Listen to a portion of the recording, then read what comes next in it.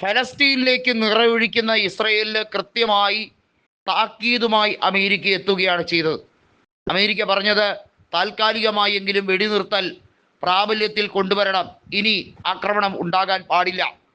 എന്നാൽ ഇസ്രയേൽ അങ്ങനെയല്ല ചെയ്തത്. തെമ്മാടിത്തരം കാണിച്ചുകൊണ്ട് തന്നെ ഞങ്ങൾ എന്തും ചെയ്യും, അത് ചോദിക്കാനൊന്നും വരണ്ട, ഞങ്ങളെ സംരക്ഷിക്കാൻ കഴിയുമെങ്കിൽ മതി. ഈ ഒരു അഹംഭാവമാണ് ബെഞ്ചമിൻ നെതന്യാഹുവിനും സയനിസ്റ്റ് ഭരണകൂടത്തിനുമുള്ളത്. കൃത്യമായി ഹമാസ് വലിയ തോതിൽ തിരിച്ചടി നടത്തിക്കൊണ്ടിരിക്കുകയാണ്. ചെറുത്തുനിൽപ്പ് ആവശ്യമാണ് താൻ. എന്നാൽ ഇസ്രയേലിൻ്റെ ഒരു ദൗത്യവും വിജയിച്ചിട്ടില്ല. 2 കൊല്ലമായി കൂട്ടക്കുരുതി നടത്തുന്ന, വംശഹത്യ നടത്തുന്ന സൈനിസ്റ്റ് ഭരണകൂടം മനസ്സിലാക്കേണ്ടത് അവർ യുദ്ധം കൊണ്ട് ഒന്നും തന്നെ നേടിയിട്ടില്ല എന്നുള്ളതാണ്. ഫലസ്തീനികൾ കുറേ പേർ കൊല്ലപ്പെട്ടു. എന്നാൽ ഫലസ്തീനെ പിടിച്ചടക്കാനോ ഗാസ പിടിച്ചടക്കാനോ ഇസ്രയേലിന് കഴിഞ്ഞിട്ടില്ല എന്നുള്ളതാണ് യാഥാർത്ഥ്യം. ഹമാസ് ബന്ദികളാക്കി വെച്ചിരിക്കുന്നവരെ മോചിപ്പിക്കാം എന്ന് ഉറപ്പ് നൽകിയിട്ടും ഇസ്രയേൽ കാട്ടുവറിയന്മാരെ പോലെ വീണ്ടും വീണ്ടും നിറയൊഴിച്ചു കൊണ്ടിരിക്കുകയാണ്. ഒരു നേരത്തെ ഭക്ഷണത്തിന് വേണ്ടി വരിയായി നിൽക്കുന്ന കുരുന്നുകളെ മുഴുവൻ നിറയൊഴിച്ച് കൊല്ലുന്ന ഈ കാട്ടാളന്മാരോട് എന്ത് രീതിയിലുള്ള സന്ധിയാണ് ചർച്ച ചെയ്യേണ്ടത്? അതിൻ്റെ ഒന്നും ആവശ്യമില്ല എന്നുള്ളത് വളരെ വ്യക്തമായി കഴിഞ്ഞിരിക്കുന്നു.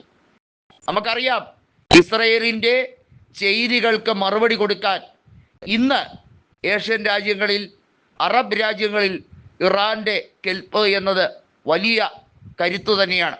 ഇറാൻ വളരെ വ്യക്തമായി പറഞ്ഞു, ഇറാൻ്റെ പ്രോക്സി ഗ്രൂപ്പുകൾ മാത്രമല്ല, ലോക രാജ്യങ്ങൾ മുഴുവൻ ഫലസ്തീന് വേണ്ടി നിൽക്കുകയാണ്. ഏതാനും ചില രാജ്യങ്ങൾ ഒഴിച്ച് ഫലസ്തീന് എതിരായി ചിന്തിക്കുന്നവരുടെ എണ്ണം കുറഞ്ഞു വരികയാണ്. നാറ്റോ സഖ്യ രാജ്യങ്ങൾ പോലും ഫലസ്തീന് വേണ്ടി സംസാരിക്കുന്നു, ഫലസ്തീന് വേണ്ടി കൃത്യമായി വാദഗതി ഉയർത്തുന്നു. അത് മനുഷ്യത്വത്തിൻ്റെ പേരിലാണ്. UN തുടങ്ങിയതുപോലും, യുണൈറ്റഡ് നേഷൻസ് ഓർഗനൈസേഷൻ എന്ന സംഘടനയുടെ ഉദ്ദേശശുദ്ധി തന്നെ മനുഷ്യത്വത്തിൻ്റെ, ഹ്യൂമാനിറ്റേറിയൻ കൺസെൻറ്റിൻ്റെ പേരിലാണ്. കൃത്യമായി അമേരിക്കയും ഇസ്രയേലും കൂടി ഇപ്പോൾ നടത്തുന്നത് നാടകീയ രംഗങ്ങളാണ്, മെലോ ഡ്രാമ കളിക്കുകയാണ്. കാരണം അമേരിക്ക വിചാരിക്കാതെ ഒരു കാര്യത്തിലും, അതായത് അമേരിക്ക പറയാതെ ഇസ്രയേൽ ഒരു കാര്യവും ചെയ്യില്ല എന്ന് 101% ഉറപ്പുണ്ട് തങ്ങൾക്ക് എന്നാണ് ഇറാൻ പറയുന്നത്. ഇതെല്ലാം ഗൾഫ് രാജ്യങ്ങളെ കബളിപ്പിക്കാൻ, അവരെ മയക്കാൻ വേണ്ടി അമേരിക്ക ഉപയോഗിക്കുന്ന തന്ത്രങ്ങളാണ്. അതായത് ഞങ്ങൾ ഇസ്രയേലിനോട് പറഞ്ഞു, ഇസ്രയേൽ കേൾക്കുന്നില്ല, ഞങ്ങൾ എന്നാ ചെയ്യാനാണ്?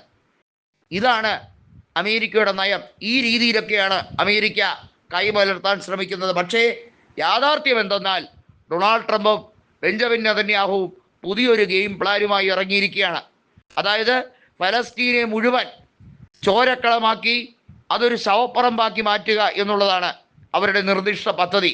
അതിന് എല്ലാ രീതിയിലും മൊസാദിനെ മാത്രമല്ല, ഇസ്രയേൽ മറ്റ് പല വാടക ഏജൻസികളെയും തയ്യാറാക്കി വിടുകയാണ്. എന്നാൽ ഇവരൊന്നും മനസ്സിലാക്കേണ്ട കാര്യം, ഇസ്രയേലിന് ഇനി സമാധാനത്തോടെ നിലനിൽക്കാൻ കഴിയില്ല. ആ രാജ്യം അപകടത്തിലേക്കാണ്.